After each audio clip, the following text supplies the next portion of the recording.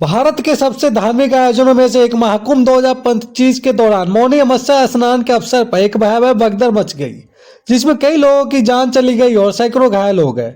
घटना त्रिवेणी संगम के तट पर सुबह 1 बजे से 2 बजे के बीच हुई, जब लाखों श्रद्धालु गंगा स्नान के लिए उमड़ पड़े। दर्शियों और प्रशासनिक सूत्रों के अनुसार श्रद्धालुओं के भारी भीड़ और अव्यवस्थित सुरक्षा इंतजामों के कारण यह दुर्घटना हुई। इस दर्दनाक हादसे में अब तक 15 से अधिक लोगों की मौत और 100 से अधिक लोगों के घायल होने की खबर है। कैसे हुई यह घटना? मौनी अमावस्या के दिन गंगा स्नान का विशेष महत्व होता है। इस दिन देश भर से करोड़ों श्रद्धालु संगम में स्नान करने के लिए आते हैं। प्रशासन ने इस महाकुंभ में 40 करोड़ से अधिक लोगों के आने का अनुमान लगाया था, लेकिन मौनी अमावस्या के दिन रात 12 बजे से ही भीड़ बेकाबू हो गई। श्रद्धालुओं की भीड़ बढ़ती गई और सुरक्षा बलों के बैरिकेड्स गिर गए। इस दौरान अनेक लोग एक दूसरे को धक्का देते हुए आगे बढ़ने लगे, जिससे स्थिति और बिगड़ गई। कुछ प्रत्यक्षदर्शियों के अनुसार कुछ वीआईपी श्रद्धालुओं के लिए विशेष स्नान घाटों को खोला गया, जिसके कारण आम श्रद्धालुओं का धैर्य टूट गया। लोगों ने जबरदस्ती बैरिकेड्स को पार करने की कोशिश की और देखते देखते भगदड़ मच गई। हालांकि प्रशासन का दावा है कि 50,000 से अधिक सुरक्षा कर्मी तैनात थे और पूरे मेले की निगरानी के लिए 2500 से अधिक सीसीटीवी कैमरे लगाए गए थे, लेकिन फिर भी इस हादसे को रोका नहीं जा सका। घटना के दौरान मौजूद श्रद्धालुओं ने इस दर्दनाक हादसे के बारे में बताया। रमेश तिवारी, जो वाराणसी के हैं, उन्होंने बताया कि हम रात को 12 बजे से ही लाइन में लगे थे, लेकिन भीड़ इतनी ज्यादा थी कि धीरे धीरे धक्का मुक्की बढ़ने लगी। अचानक बैरिकेड्स गिर गए और लोग एक दूसरे पर गिरने लगे। मेरे सामने कई लोग कुचल गए। नीता शर्मा, जो दिल्ली की है, उन्होंने बताया कि मैं अपने परिवार के साथ आई थी, लेकिन भगदड़ मचते ही सब बिखर गए। चारों ओर चीख पुकार मच गई। लोग मदद की गुहार लगा रहे थे, लेकिन पुलिस कुछ नहीं कर पाई। अमित यादव इलाहाबाद से ही, उन्होंने बताया कि मैंने अपनी आंखों से कई लोगों को मरते हुए देखा। महिला और बुजुर्ग सबसे ज्यादा प्रभावित हुए।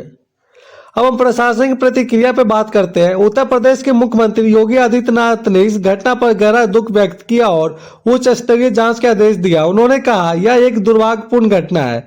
प्रशासन पूरी कोशिश कर रहा है कि घायलों को जल्द से जल्द अस्पताल पहुंचा जाए और प्रभावित परिवारों को हर संभव सहायता मिले। मृतकों के परिवार को रुपये 10 लाख मुआवजे देने की घोषणा की गई। घायलों को 2 लाख की सहायता राशि दी जाएगी। भगदड़ की जांच के लिए एसआईटी का गठन किया गया।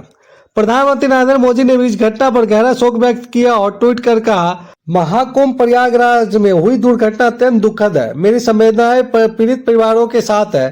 प्रशासन को राहत और बचाव कार्य में तेजी लाने के निर्देश दिए गए। अब घायलों मृतकों की स्थिति पर नजर डाले तो सरकारी रिपोर्ट के अनुसार 15 से अधिक लोगों की मौत हो चुकी है। 100 से अधिक श्रद्धालु घायल है। 10 लोगों की हालात गंभीर बताई जा रही है। घायलों को प्रयागराज मेडिकल कॉलेज और एसआर अस्पताल में भर्ती कराया गया है। महाकुंभ में इससे पहले भी हुए कई ऐसे हादसे। महाकुंभ के दौरान भीड़ नियंत्रण हमेशा से एक चुनौती रहा है। इससे पहले भी इस तरह की घटनाएं हो चुकी है। 1954 में प्रयागराज महाकुंभ भगदड़ में 800 से ज्यादा लोगों की मौत हुई थी।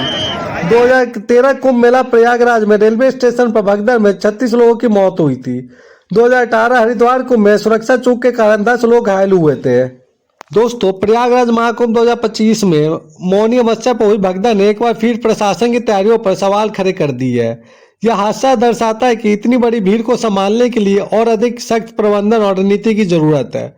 सरकार ने तत्काल सहायता और सुरक्षा बढ़ाने के आदेश दिए हैं, लेकिन यह सुनिश्चित करना महत्वपूर्ण होगा कि आगे चलकर ऐसी घटनाएं दोबारा ना हो। हम मृतकों की आत्मा की शांति की प्रार्थना करते हैं और घायलों को जल्द स्वस्थ होने की कामना करते हैं।